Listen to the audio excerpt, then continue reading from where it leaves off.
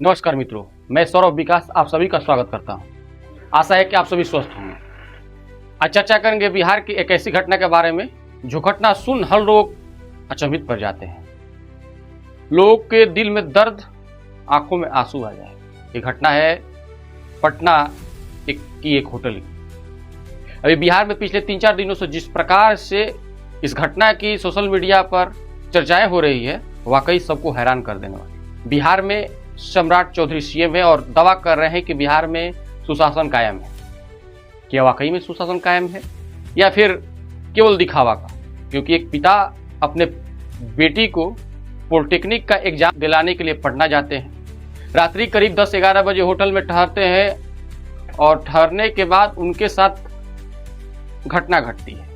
घटना ये घटती है कि रात्रि में एक अनजान व्यक्ति उनके कमरे में एक लड़का ढुक जाता है और उनकी बेटी को खींचने लगता है। जरा सोचिए, पटना जो बिहार की राजधानी है, ऐसी जगह पर इस प्रकार का घटना सिस्टम पर सवाल खड़ा करता है, प्रशासन पर सवाल खड़ा करता है कि क्या बिहार प्रशासन इस प्रकार से कार्य कर रही है कि पटना में कोई अपराधी अपराध करने से डरता नहीं। पिछले दिन आपको याद होगा कि जब पप्पू यादव ने एक बयान दिया था, उस पर पूरे बिहार में घमासान मचा हुआ था। उस समय भी मैं बोला था कि पप्पू यादव को बयान का मैं समर्थन नहीं करता हूं, लेकिन जिस प्रकार से महिला आयोग, महिला विधायक या महिला मंत्रियों ने मोर्चा संभाला था, अब भी उन महिलाओं को आत्मा पर ठेस नहीं पहुंचा है? क्या उनके मान सम्मान में कोई आंच नहीं आया है? क्या खुलकर इसका विरोध कर पाएंगे? जिस प्रकार का ये घटना घटा है, किसी भी महिला आयोग का, किसी भी महिला विधायक और किसी भी महिला मंत्री का अभी तक कोई बयान नहीं आया। जांच शुरू हो गई, जांच पटना के पुलिस कर रही है, लेकिन सबसे बड़ा प्रश्न ये है कि ये घटनाएं आखिर हो कैसे रही? अपराधियों का मनोबल आखिर क्यों बढ़ रहा है? अपराधी अपराध करने से पहले 4 बार सोच क्यों नहीं रहे हैं कि हमारे साथ यहाँ की शासन प्रशासन क्या करेगी? उनको खौफ नाम का चीज उनके सर से क्यों उठ रहा है? आखिर इन सब अपराधियों के पीछे कौन खड़ा है? कौन इनको बल दे रहा है? सरकार को इसको गंभीरता पूर्वक लेना चाहिए और हर महिला मंत्री या हर महिला विधायक से मैं आग्रह करूंगा कि जरा इस पर भी एक टिप्पणी कर दिया कीजिए। इस प्रकार की घटनाओं पर आप टिप्पणी कर दिया कीजिए। बिहार में लगातार महिलाओं के साथ जिस प्रकार का दुर्व्यवहार हो रहा है, छेड़छाड़ की मामला सामने आ रही है, और आप चुप्पी क्यों साध रहे? क्यों नहीं बोलती है आप लोग आकर स्पष्ट रूप से कि इस प्रकार का कार्य बिहार में बर्दाश्त नहीं किया जाएगा? याद होगा, नवनिवेली अभी विधायक बनी है मैथिली ठाकुर, खूब वो बरसी थी, खूब गरजी थी उस समय जब पप्पू यादव ने बयान दिया। सही था, बोलना भी चाहिए था आपको, आप बोली भी, लेकिन इस प्रकार की घटना पर आप क्यों चुप्पी साधी?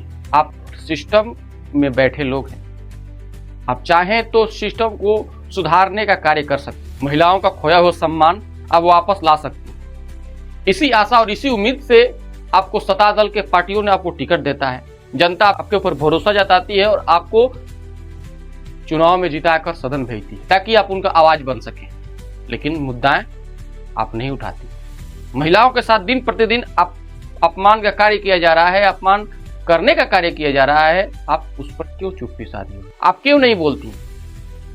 सरकार और पटना की पुलिस व्यवस्था क्यों चुप है?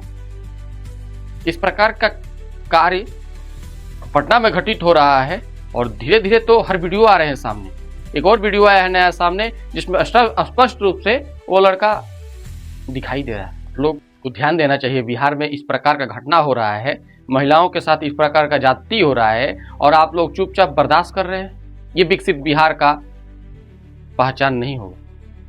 ये बिहार को विकास की पटरी पर ले जाने का कार्य नहीं होगा। अगर इसी प्रकार से अगर बिहार में लगातार आपराधिक घटनाएं होती रही तो दिन दूर नहीं जब बिहार पूरी तरीके से बर्बाद हो जाएगा।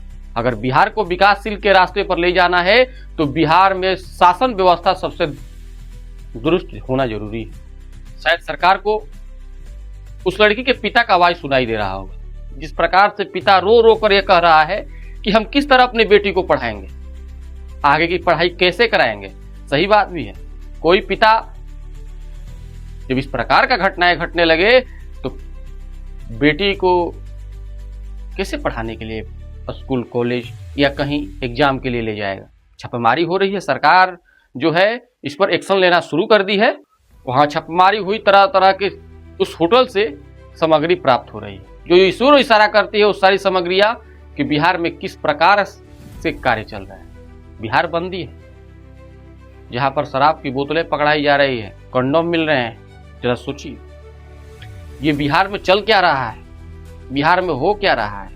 इस पर सरकार को पूरी तरीके से ध्यान देना चाहिए और सरकार से हम आग्रह करेंगे कि इस प्रकार के आपराधिक घटनाओं पर अंकुश लगाने का काम करेगी।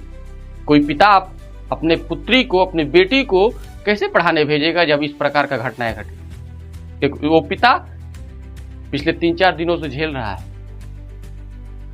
बता रहे अपनी बयान, बता रहे अपनी रुदन कहानी, कह रहा है कि हमारे साथ क्या घटना घटी। जरा सोचिए पिता के सामने जब इस प्रकार की घटना घट रही है तो बिहार में अन्य छात्राओं के साथ क्या घटना घटती होगी जो छात्राएं अकेले होटल में रहती। कैसी घटनाएं हैं जो समाज में दब जाती हैं। हाँ, कुछ घटनाएं ऐसी भी हैं जो झूठा आरोप लगाया जाता है, लेकिन ये झूठा आरोप वाला घटना नहीं है। ये घटना सत्य घटना है, इस पर बारीकी से जांच होना जरूरी है।